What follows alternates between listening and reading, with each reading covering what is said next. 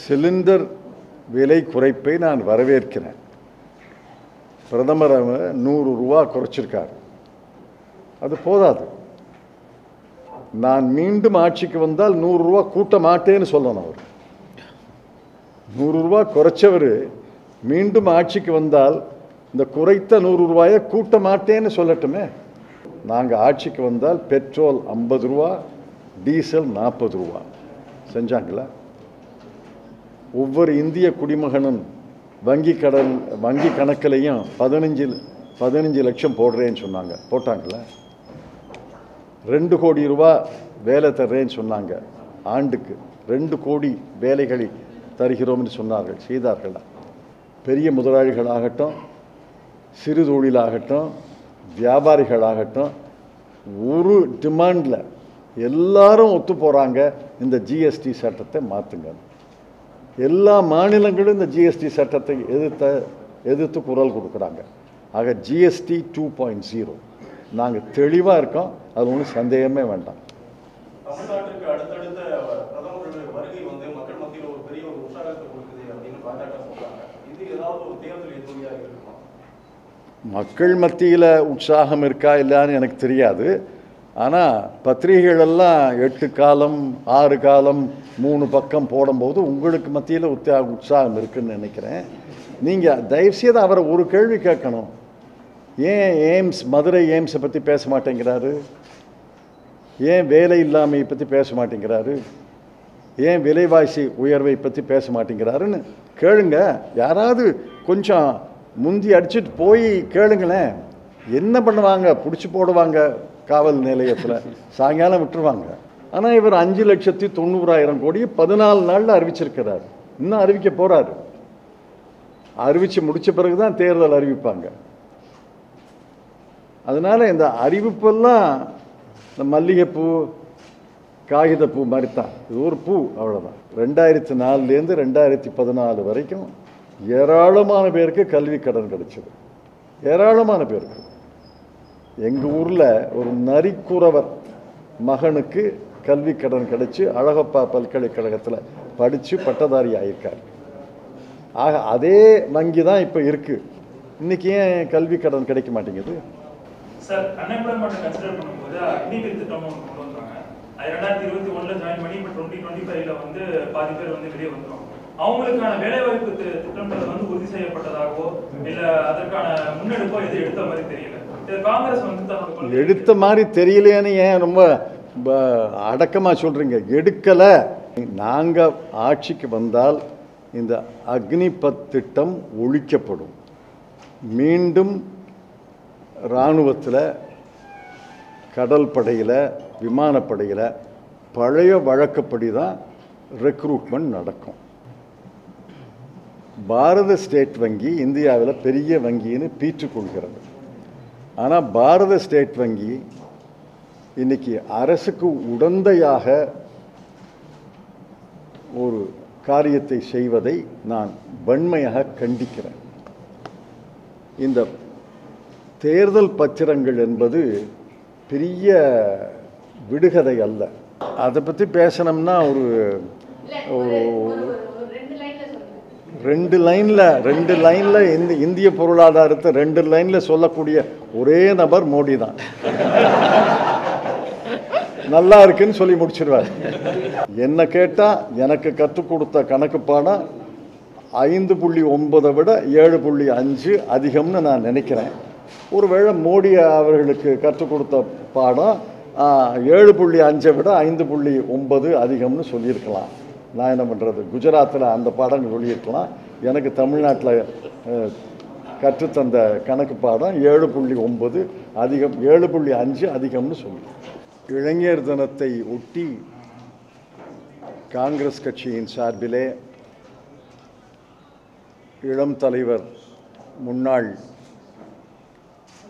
காங்கிரஸ் கட்சியினுடைய தலைவர் திரு ராகுல் காந்தி அவர்கள் 5 வாக்குறுதிகளை தந்திருக்கிறார்கள். 5 கேரண்டி. இந்த 5 வாக்குறுதிகளும் தேர்தல் அறிக்கையிலே இடம் பெறுகிறது. ஆனால் இளைஞர் நாளை ஒட்டி முன்கூட்டியே அறிவிக்க வேண்டும் என்று அறிவித்திருக்கிறோம். இந்த 5 கேரண்டிகளை பற்றி இப்பொழுது நான் இங்கே பேசப் போகிறேன். முதல் கேரண்டி,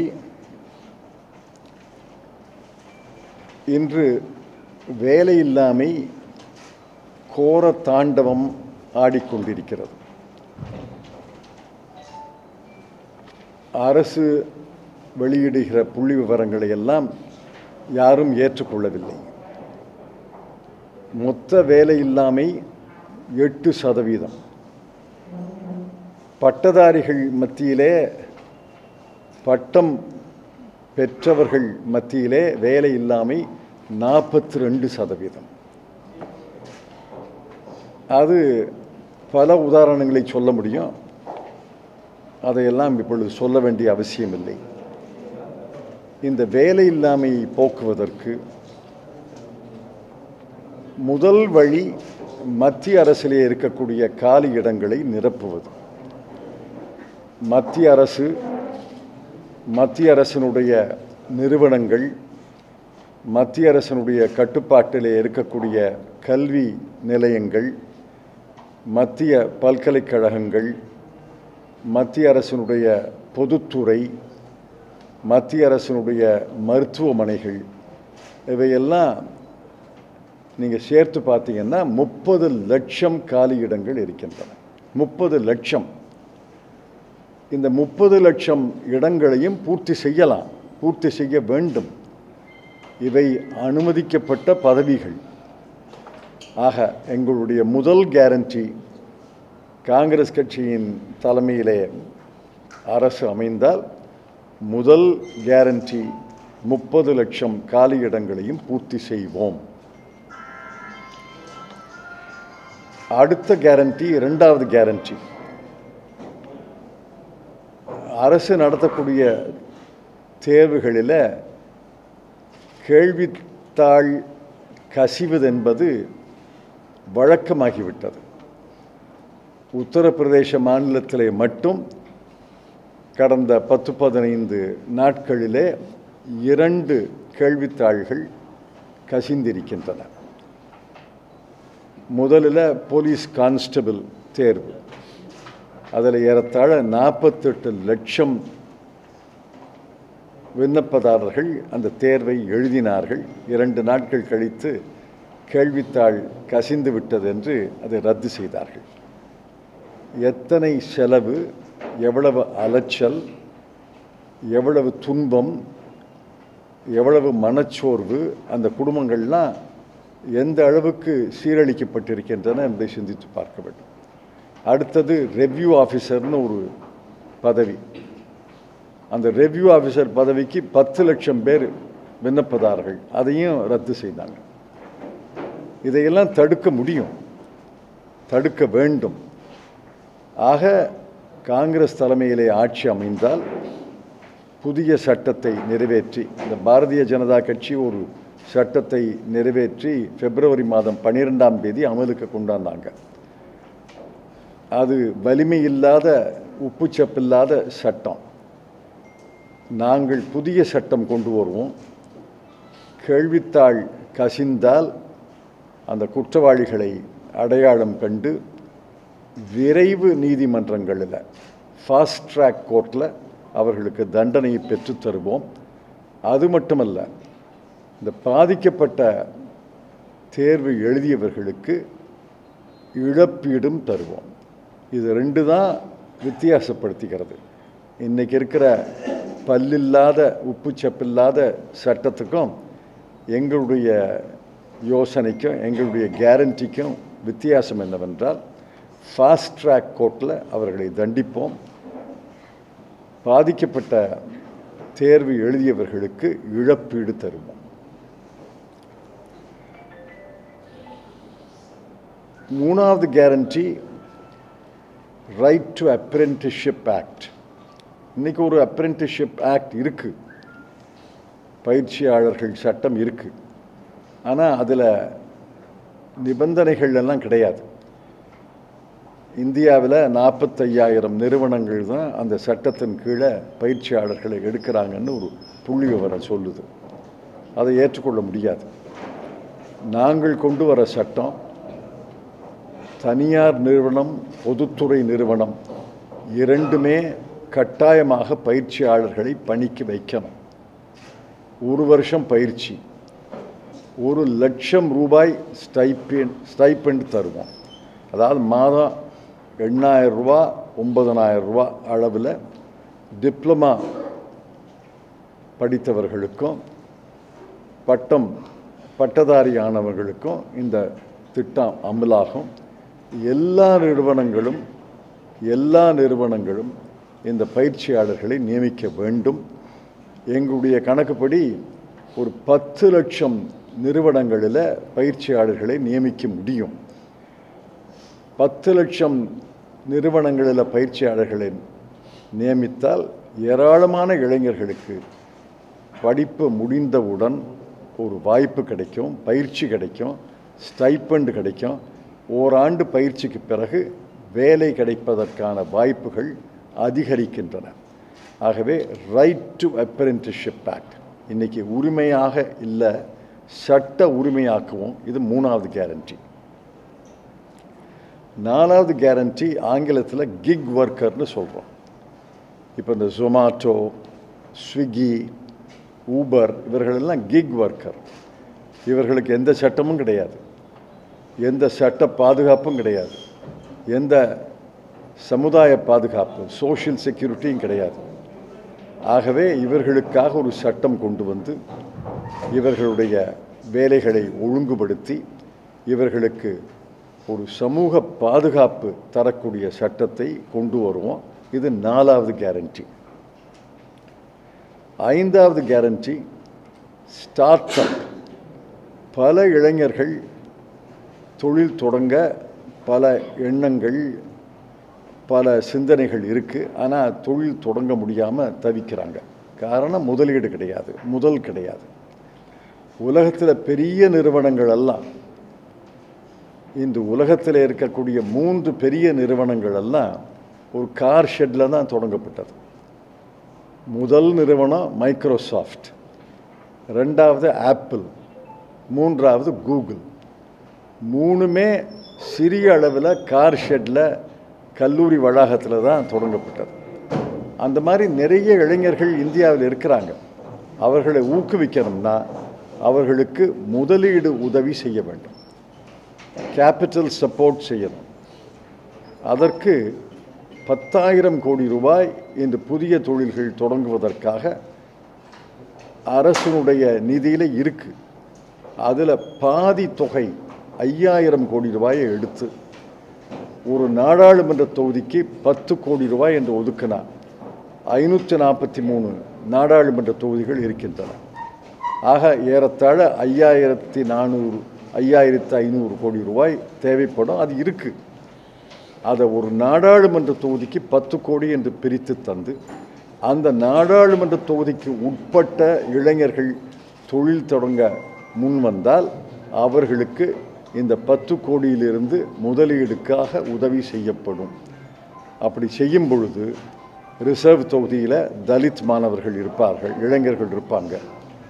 பின்தங்கிய தொகுதிகளில் பின்தங்கிய இளைஞர்கள் இருப்பாங்க. பல தொகுதிகளில் சிறுபான்மை சமுதாயத்து இளைஞர்கள் இருப்பாங்க. பல தொகுதிகளில் மலைவாழ் மக்கள் இருப்பாங்க. அவங்களுக்கும் முதலீடு கிடைக்கும். இன்றைக்கி வங்கிகள் மூலமாக யாருக்கு முதலீடு உதவி கிடைக்கிறது? மேட்டுக்குடி மக்களுக்கு தான் கிடைக்கிறது. ஏற்கனவே கிடைத்த வர்க்கத்துக்கு தான் கிடைக்கிறதே ஒழிய தலித் மாணவர்கள், சிறுபான்மை மாணவர்கள், மலைவாழ் மக்களுக்கெல்லாம் கிடைக்கிறது கிடையாது. ஆகவே தான் ஒரு நாடாளுமன்ற தொகுதிக்கு 10 கோடி என்று ஒதுக்கினா 5,500 கோடி ரூபாயில் இதை செய்ய முடியும். இது 5வது கேரண்டி. ஆக இந்த 5 கேரண்டிகளையும் காங்கிரஸ் கட்சி முன்வைக்கிறது. இந்த நாட்டு இளைஞர்களை பார்த்து நாங்கள் அன்போடு கேட்டுக்கொள்வதெல்லாம், உங்களுக்கு வேலையின்மை தான் மிகப்பெரிய பிரச்சனை. வேலை இல்லை வேலை இல்லை என்பது தான் எல்லா இடத்துலையும் கேட்குற குரல்.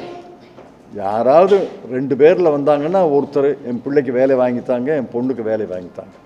ஆக இந்த வேலை இல்லாமையை ஒழிப்பதற்கு, பயிற்சி தருவதற்கு, முதலீடு உதவி செய்வதற்கு இந்த 5 கேரண்டிகளும் அடங்கும். இந்த 5 கேரண்டிகளை ஏற்று இதை செய்யக்கூடிய கட்சி காங்கிரஸ் கட்சி. அதில் ஒன்றும் சந்தேகமே யாருக்கும் வேண்டாம். பல புரட்சிகரமான திட்டங்களை தொடங்கி நிகழ்த்தி காட்டியது காங்கிரஸ் கட்சி. இந்த 5 கேரண்டிகளை செய்ய முடியுமா என்று கேட்டால் நிச்சயமாக செய்ய முடியும். இதை செய்வோம் என்று இளைஞர்களை பார்த்து நான் அன்போடு கேட்டுக்கொள்கிறேன்.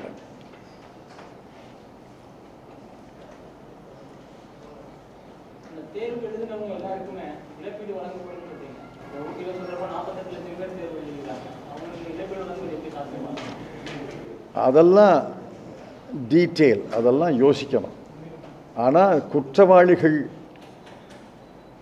அடையாளம் கண்டப்பட்டு தண்டிக்கப்பட்டால் அவர்களிடமிருந்தே பெரிய தொகையை பெறலாம். ஏன்னா 48 லட்சம் குடும்பத்தினுடைய எதிர்காலத்தோடு விளையாடி இருக்காங்க. அவங்க சாதாரண ஆட்களாக இருக்க முடியாது. மிகப்பெரிய பின்னணி அவர்களுக்கு இருக்கும். மிகப்பெரிய பின்னணி இல்லாமல் இந்த மாதிரி பிப்ரவரி 12ஆம் தேதி ஒரு சட்டம் நாடாளுமன்றத்தில் நிறைவேற்றப்படுகிறது. அதை அடுத்து 2 நிகழ்வுகள் உத்தரப்பிரதேசத்தில் மட்டுமே நடந்திருக்கேன். இழப்பீடு வழங்கப்படும்னு சொல்லியிருக்கோம். இழப்பீடு எப்படி வழங்குவது, எவ்வளவு வழங்குவது, அதெல்லாம் யோசிக்க வேண்டியது. ஆனால் இந்த கேரண்டியே மிக முக்கியம். இழப்பீடு வழங்க வேண்டும். ஏன்னா எத்தனை குடும்பங்கள் இந்த ரயில் டிக்கெட்டு, பஸ் டிக்கெட்டு, தங்குற இடம், பயிற்சி, அதுக்கெல்லாம் எவ்வளவு ரூபா செலவழிச்சிருப்பாங்க. அந்த தொகையாவது இழப்பீடு செய்யணும். இல்லை சார், 30 lakh ஜாப்ஸ் ஃபில் பண்ண மாட்டீங்க. அது எக்ஸ்ட்ராக்கு ஒரு பர்டன் ஃபர்தர் பர்டன். ஆல்ரெடி வந்து டெட்லாம் ரொம்ப அதிகமாக போயிட்டு இருக்கு. ஸோ ஃபர்தராக பர்டன். வேலை இல்லாமை சுமை இல்லையா? வேலையில் போட்டால் சுமைங்கிறீங்க. வேலை இல்லாமையே மிகப்பெரிய சுமை தானே. ஒன்று தெரிஞ்சுக்கங்க, இந்த 30 லட்சமும் சாங்ஷன்டு போஸ்ட், ஏற்கனவே அனுமதிக்கப்பட்ட இடங்கள் தான். இப்போ ஒரு பள்ளிக்கூடத்தில் 2 ஆசிரியர்களை நியமிக்கணும்னா ஒரு ஆசிரியர் இருந்தால், ஓராசிரியர் பள்ளிகளே இந்தியாவில் பல லட்சம் இருக்குது. ஒரு ஆசிரியர் பள்ளியில் 5 வகுப்புகள் இருந்தால் ஒரு ஆசிரியர் எப்படி 5 வகுப்புகளுக்கு பாடம் எடுப்பார்? அதுவே வேலை இல்லாமையே மிகப்பெரிய சுமை. அந்த காலியிடங்களை பூர்த்தி செய்யாமல் இருப்பதே கல்வித்துறையில் மிகப்பெரிய சுமை. வேலையில் பூர்த்தி செய்தால் சுமைங்கிறது நிதி சுமை, ஒத்துக்கிறேன். ஆனால் அதுக்கு சாங்ஷன் போஸ்ட்டு ஏற்கனவே இது தேவைன்னு தானே நீங்கள் சாங்ஷன் பண்ணியிருக்கீங்க. அந்த சுமையெல்லாம் இந்த நாடு ஏற்றுக்கணும். ஏன்னா வேலை இல்லாமை வந்து அதை விட மிகப்பெரிய சுமை. வங்கி சுயதொழில் தொடங்குவதற்கு வங்கியில நிதி வழங்கப்படும். ஏற்கனவே கிடைக்கிறது தான் மீண்டும் மீண்டும் கிடைக்கிறது. அப்போ வங்கியோட அந்த கட்டமைப்பை வந்து மாற்றி அமைக்கணும்னு நினைக்கிறீங்க? வங்கியுடைய கட்டமைப்பை மாற்ற வேண்டாம். வங்கிக்கான விதிகள், கடன் யாருக்கு தர வேண்டும், எப்படி தர வேண்டும் என்ற விதிகளை மாற்றினாலே போதும். உதாரணத்துக்கு 2004லேருந்து 2014 வரைக்கும் ஏராளமான பேருக்கு கல்வி கடன் கிடைச்சது. ஏராளமான பேருக்கு. எங்கள் ஊரில் ஒரு நரிக்குறவர் மகனுக்கு கல்வி கடன் கிடைச்சி அழகப்பா பல்கலைக்கழகத்தில் படித்து பட்டதாரி ஆகியிருக்கார். ஆக அதே வங்கி தான் இப்போ இருக்குது. இன்றைக்கி ஏன் கல்வி கடன் கிடைக்க மாட்டேங்குது? பிணையம் இல்லாமல், கொலாட்ரல் இல்லாமல் ஏன் கல்வி கடன் கிடைக்க மாட்டேங்குது? கொலாட்ரல் கொடுக்குறவங்களுக்கு கல்வி கடன் கிடைச்சிருது. அவங்க ஏற்கனவே கடன் பெற்றவர்கள் தான். நரிக்குறவர் மகனுக்கு இன்னைக்கு கல்வி கடன் கிடைக்குமா? ஆக கட்டமைப்பை மாற்ற வேண்டாம். விதிகளை செம்மையாக திருத்தி எழுதி அந்த விதிகளை பின்பற்ற வேண்டும் என்று சொன்னாலே வங்கிகளுடைய நடவடிக்கை மாறிவிடும். காங்கிரஸோட வாக்குறுதிகள் நிறைய இருக்கு. அதே பக்கம் பாஜகவும் அவங்களுடைய வாக்குறுதியை கொடுப்பாங்க. சாமானிய மக்களோட கனெக்ட் ஆகக்கூடிய சில விஷயங்கள், சிலிண்டர் விலை குறைப்பு, இது மாதிரியான விஷயங்கள் இம்பாக்ட் ஆகும். சிலிண்டர் விலை குறைப்பை நான் வரவேற்கிறேன். பிரதமர் 100 ரூபா குறைச்சிருக்கார். அது போதாது. நான் மீண்டும் ஆட்சிக்கு வந்தால் 100 ரூபா கூட்ட மாட்டேன்னு சொல்லணும். அவர் 100 ரூபா குறைச்சவர் மீண்டும் ஆட்சிக்கு வந்தால் இந்த குறைத்த 100 ரூபாயை கூட்ட மாட்டேன்னு சொல்லட்டுமே. 2014க்கு முன்னாடி குஜராத் முதலமைச்சராக இருக்கபோது பாரதிய ஜனதா கட்சியுடைய பிரதமர் வேட்பாளராக அவர் முன்னிறுத்தப்பட்ட போது என்ன சொன்னார்? பெட்ரோல் நாங்கள் ஆட்சிக்கு வந்தால் பெட்ரோல் 50 ரூபா, டீசல் 40 ரூபா செஞ்சாங்களா? ஒவ்வொரு இந்திய குடிமகனும் வங்கி கணக்கிலையும் 15 லட்சம் போடுறேன்னு சொன்னாங்க. போட்டாங்களா? 2 கோடி ரூபா வேலை தர்றேன்னு சொன்னாங்க. ஆண்டுக்கு 2 கோடி வேலைகளை தருகிறோம்னு சொன்னார்கள். செய்தார்களா? ஆக தேர்தலுக்கு முன்னாடி 100 ரூபா குறைக்கிறதுங்கிறது தேர்தலுக்கு பிறகு 100 ரூபா கூட்ட மாட்டேன்னு சொல்லணும். வயநாடு அரசியல் கொள்கைகளை பற்றி பேசுவோம். ஆமாம், தேர்தல் வாக்குறுதி இல்லை, போன தேர்தல் வாக்குறுதியிலே சொல்லியிருந்தோம். ஜிஎஸ்டி 2.0. இந்த ஜிஎஸ்டி சட்டம் பிழையான சட்டம், தவறான சட்டம். இந்த சட்டத்தை முன்மொழிந்த போதே நாடாளுமன்றத்தில் திரு அருண்ஜேட்லி அவர்களை பார்த்து நாங்கள் எல்லாம் சொன்னோம், இந்த சட்டத்தை கொண்டாடாதீங்க.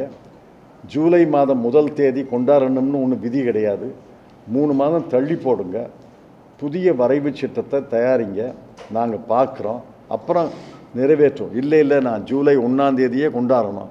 அதனால தான் நள்ளிரவில் நாடாளுமன்றத்தை கூட்டி மேளமெல்லாம் அடித்து இந்த சட்டத்தை கொண்டாடினாங்க. இந்த சட்டம் பிழையான சட்டம். நீங்கள் வர்த்தகர்கள், சிறிய வர்த்தகர்லேருந்து பெரிய கம்பெனிகள் எல்லாரையும் கூப்பிட்டு கேளுங்க, ஒரு கோரிக்கையில் ஒரே குரலில் பதில் சொல்லுவாங்க, இந்த ஜிஎஸ்டி சட்டத்தை திருத்துங்க. பெரிய முதலாளிகளாகட்டும், சிறு தொழிலாகட்டும், வியாபாரிகளாகட்டும், ஒரு டிமாண்டில் எல்லாரும் ஒத்து போகிறாங்க, இந்த ஜிஎஸ்டி சட்டத்தை மாற்றுங்க. எல்லா மாநிலங்களும் இந்த ஜிஎஸ்டி சட்டத்தை எதிர்த்து குரல் கொடுக்குறாங்க. ஆக ஜிஎஸ்டி 2.0 நாங்கள் தெளிவாக இருக்கோம், அது ஒன்றும் சந்தேகமே வேண்டாம். அந்த ஜிஎஸ்டி வரவுக்குள்ள தங்கம், பெட்ரோல், டீசல் கொண்டு வரணும் பொதுமக்களோட எதிர்பார்ப்பார். பெட்ரோல் டீசல் கொண்டு வருவதற்கு அரசியல் சாசனத்தில் திருத்தம் செய்யணும். நாங்கள் சொல்கிறோம், இந்த ஜிஎஸ்டி சட்டத்தை முதல்ல திருத்தி அமைக்கணும். பெட்ரோல் டீசலை கொண்டு வருவதா இல்லையா என்பதை மாநிலங்களோடு கலந்து தான் முடிவெடுக்கணும். ஏன்னா மாநிலங்களுக்கு இன்றைக்கி மிகப்பெரிய வருவாயே மதுபானத்தை தவிர பெட்ரோல் டீசல் தான். மாநிலங்களை கலந்து முடிவெடுக்கணும். தமிழ்நாட்டுக்கு அடுத்தடுத்த பிரதமர்களுடைய வருகை வந்து மக்கள் மத்தியில் ஒரு பெரிய ஒரு உற்சாகத்தை கொடுக்குது அப்படின்னு பாஜக சொல்றாங்க. இது ஏதாவது ஒரு தேர்தல் எதிரொலியாக இருக்குமா? மக்கள் மத்தியில் உற்சாகம் இருக்கா இல்லைன்னு எனக்கு தெரியாது. ஆனால் பத்திரிகைகளெல்லாம் 8 காலம் 6 காலம் 3 பக்கம் போடும்போது உங்களுக்கு மத்தியில் உற்சாகம் இருக்குன்னு நினைக்கிறேன். நீங்கள் தயவுசெய்து அவரை ஒரு கேள்வி கேட்கணும். ஏன் மதுரை எய்ம்ஸை பற்றி பேச மாட்டேங்கிறாரு? ஏன் வேலை இல்லாமையை பற்றி பேச மாட்டேங்கிறாரு? ஏன் விலைவாசி உயர்வை பற்றி பேச மாட்டேங்கிறாருன்னு கேளுங்க. யாராவது கொஞ்சம் முந்தி அடிச்சுட்டு போய் கேளுங்களேன். என்ன பண்ணுவாங்க? பிடிச்சி போடுவாங்க காவல் நிலையத்தில், சாயங்காலம் விட்டுருவாங்க. தயவுசெய்து யாராவது ஒருத்தர் முந்தி போய் கேளுங்களேன். அமெரிக்க ஜனாதிபதியே கேட்கலாம்னா இந்திய பிரதமரை கேட்கப்படாதா? நீங்கள் உங்களை எல்லாம் பணிவோடு கேட்டுக்கொள்கிறேன், தயவுசெய்து யாராவது கேளுங்க.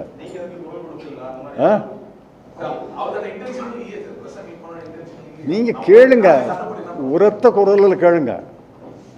என்ன பண்ணுவாங்க? ரொம்ப மோசமாக பண்ண மாட்டாங்க. சாயங்காலம் வரைக்கும் போலீஸ் ஸ்டேஷனில் வச்சுருப்பாங்க. நாங்கள் வந்து உங்களை கொண்டாந்துடுறோம். கட்டுமான பணி இப்போ துவங்கி இருக்குது. 5 ஆண்டுகளுக்கு பிறகு அடிக்கடி இப்போ துவங்கி இருக்குது. தேர்தலுக்காக கொண்டாந்தாங்களா, இவங்க தொடங்கினதுக்காக தேர்தல் வருதான்னு எனக்கு தெரியாது. ஒருவேளை இவங்க தொடங்கின பிறகு தேர்தல் வரலாம்னு தேர்தல் கமிஷன் சொல்லலாம். ஆனால் ஒன்று சொல்கிறேன், இதை பாருங்க.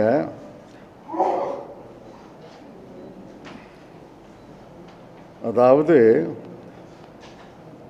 கடந்த பிப்ரவரி மாதம்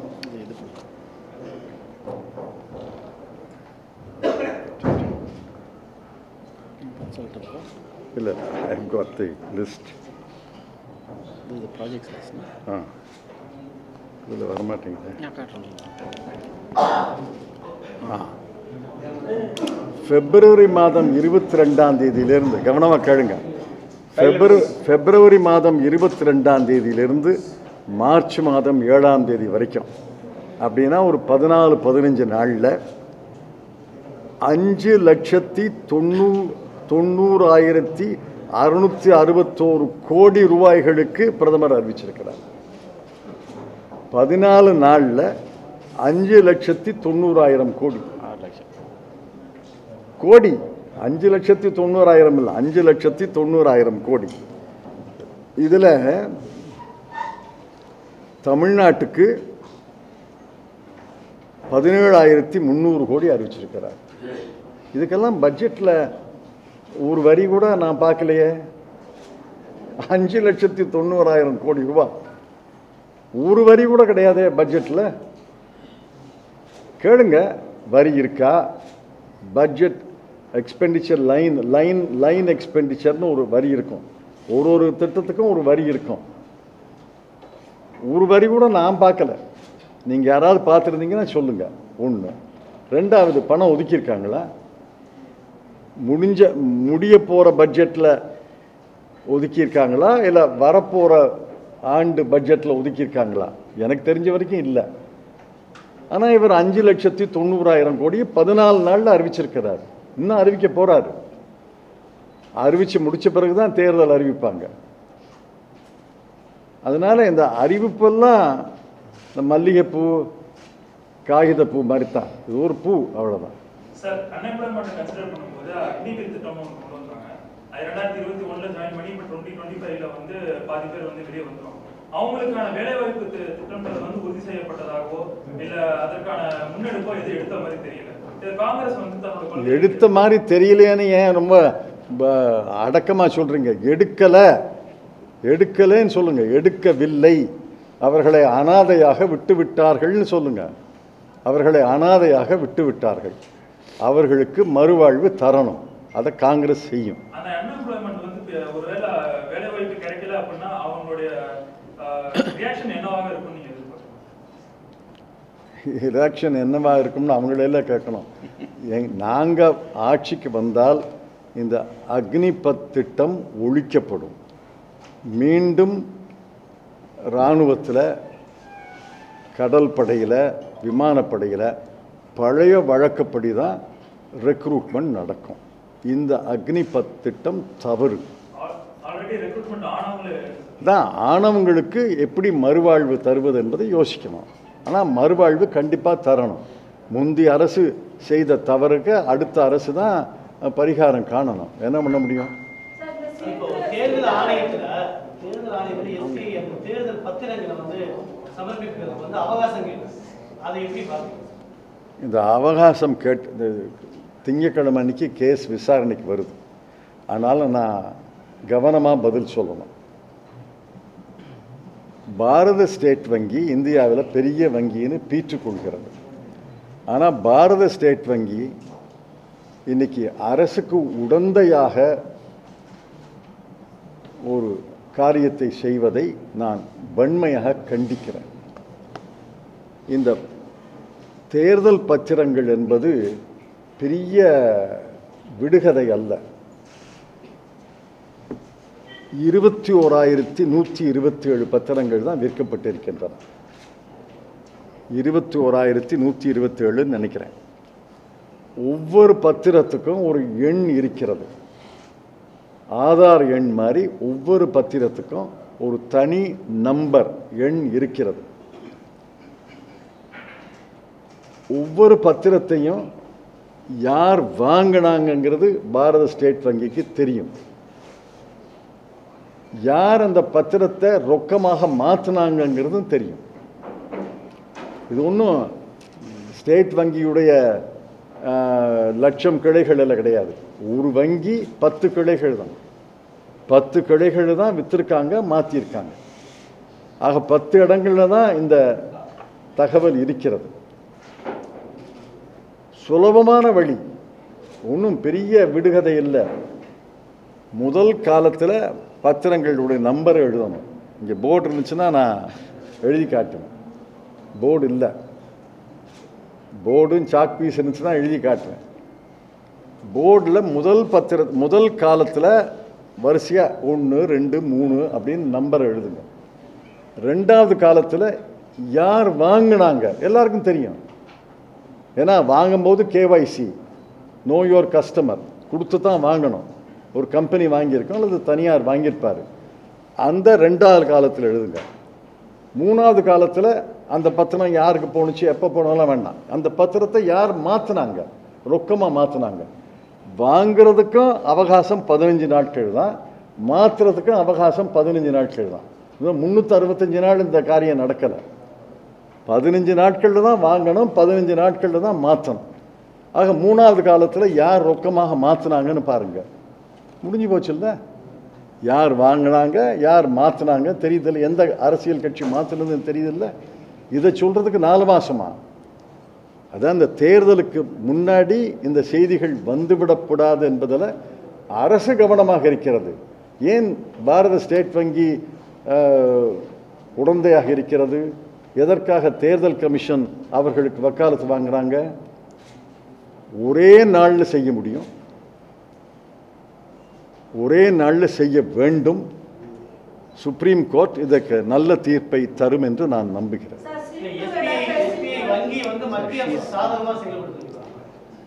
இது என்ன சின்ன பிள்ளை கூட இந்த கேள்விக்கு பதில் தெரியுமே? வெளிப்படையா நான் சின்ன பிள்ளையா? உங்களுக்கு தெரியாதா? நிச்சயமாக தெரியும், நிச்சயமாக உடந்தையாக செயல்படுது.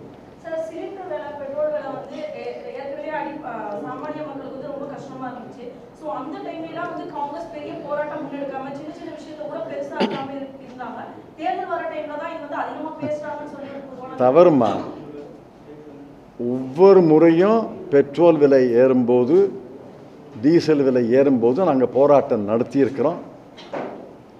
எந்த தேதிகளில் நடத்தியிருக்கிறோம்னு நான் ரெக்கார்டை பார்த்து சொல்கிறேன். எனக்கு தெரிஞ்சு ஒரு 10 முறையாவது இந்த 4-5 நாட்களில் போராட்டம் நடத்தியிருக்கிறோம். நானே காரைக்குடி நகரத்தில் பெட்ரோல் பங்க் வாசலில் நின்று போராட்டம் நடத்தியிருக்கேன். மத்திய நிதியமைச்சர் நிர்மலா சீதாராமன் தமிழ்நாட்டில் போட்டியிட போறாங்க.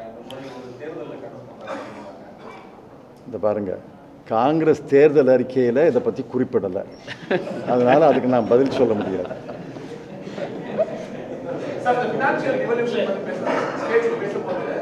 பிஜேபி வைக்கிற ஆர்குமெண்ட் என்ன அப்படின்னா வந்து கேட்கில் ஃபார்முலா வந்து காங்கிரஸ் தான் கொடுத்துச்சு, அதை பேஸ் பண்ணி கண்டினியூ பண்றோம்ன்ற ஒரு ஆர்குமெண்ட் வச்சுட்டே இருக்காங்க.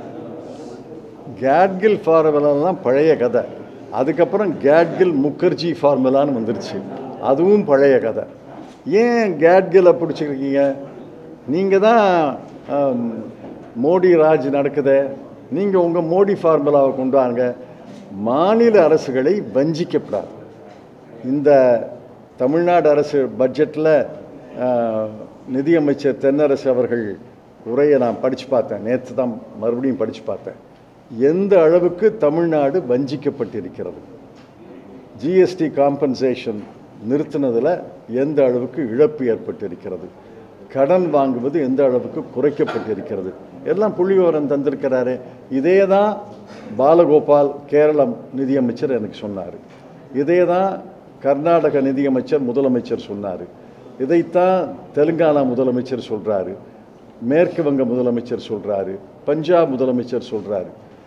இவங்கெல்லாம் பாரதிய ஜனதா கட்சி அல்லாத முதலமைச்சர்கள் நிதியமைச்சர்னு நினைக்காதீங்க. பாரதிய ஜனதா கட்சி நிதியமைச்சரும் சொல்கிறாங்க, ஆனால் வெளியில் சொல்ல முடியாது, தனியாக சொல்கிறாங்க, வெளியில் சொல்ல முடியாது. எல்லா நிதியமைச்சர்களும் மாநிலங்கள் வஞ்சிக்கப்படுகின்றன என்று சொல்கிறார்.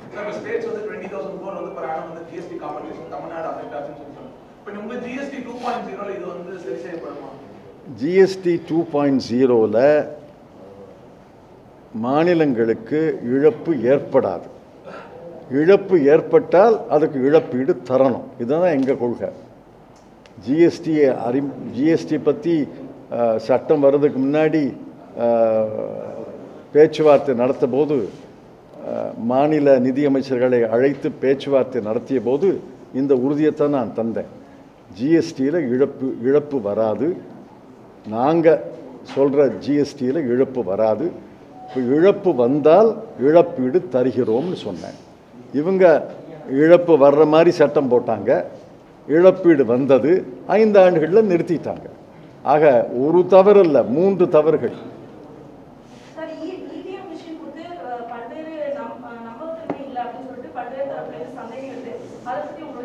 எதை பற்றி?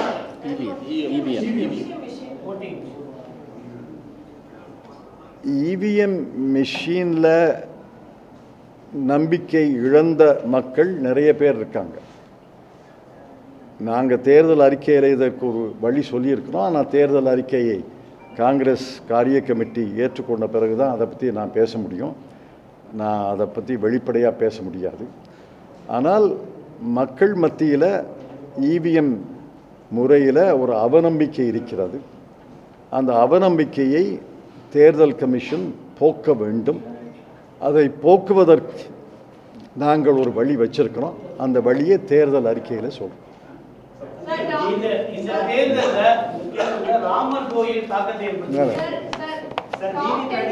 கொள்கை ரீதியாக பேசுங்க. கொள்கை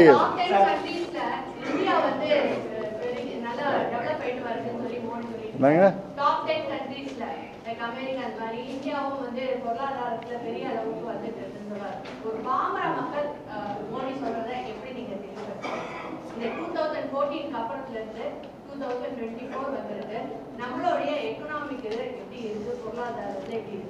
அதை பற்றி பேசணும்னா ஒரு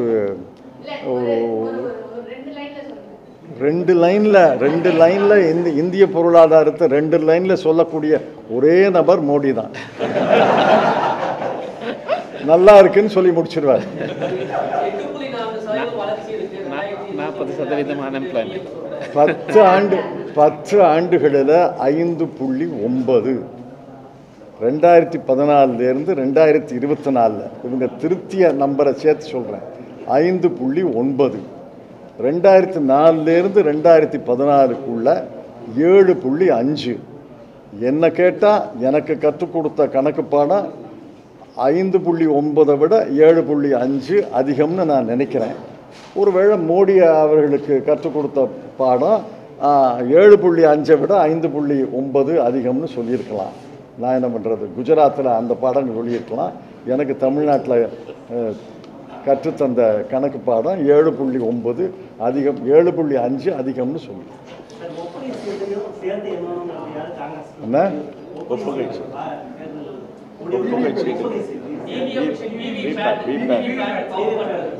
அதான் அதுக்கு நாங்கள் தேர்தல் அறிக்கையில் ஒரு வழி சொல்லியிருக்கிறோம். அதை நான் இப்போ வெளியில் சொல்ல முடியாது. ஏன்னா காரிய கமிட்டி அதை இன்னும் பரிசீலிக்கலை. காரிய கமிட்டி பரிசீலித்த பிறகு அந்த யோசனையை விளக்கமாக சொல்கிறேன்.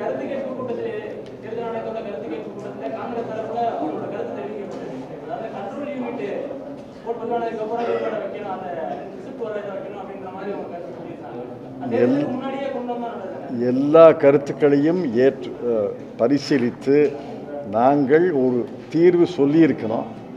அதை காரிய கமிட்டி வரைக்கும் பொறுத்துருங்க. காரிய கமிட்டியில் வரைவு தேர்தல் அறிக்கையை டிராஃப்ட் மேனிஃபெஸ்டோ ஏற்றுக்கொள்ளப்பட்ட பிறகு நாங்கள் அதை வெளியிடுவோம். நன்றி.